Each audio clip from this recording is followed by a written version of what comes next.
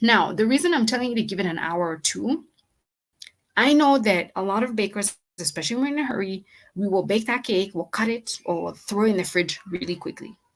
That is something we had started doing, and it's a problem because it causes something called thermal shock. Thermal shock is actually something that's covered in physics and all that, but to keep it simple, what it is an extreme temperature change. It's like from going from hot to cold. When you're dealing with cakes, like butter cakes or specifically sponge cakes, when you cool that too fast, like you go from hot extreme, your cake was in an oven that was 180 degrees Celsius or 350 degrees Fahrenheit. When you move it into a minus degree container, it's going to have thermal shock.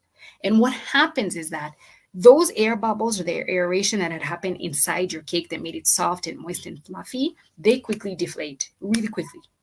And when it goes in there, it actually becomes dense. And we started noticing this because the cake somehow would even sort of crunch in, like almost like form into itself. And when you eat that cake later, okay, it'll be a little soft, but it won't be the softness that we were used to. And I did an experiment and discovered that thermal shock is an actual thing if you speed up that cooling process really quickly in the fridge, right? So what you want to do is those air pockets, you don't want them to deflate quickly. When a cake cools at room temperature, it cools naturally, which means it's going to set nicely with the fluffiness and the moistness.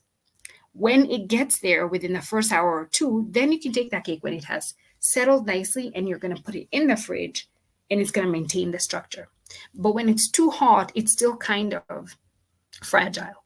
So you speed that process up and everything collapses, and you don't want that. So you want to try as much as possible. I know we're in a hurry, bakers, most of the time. Try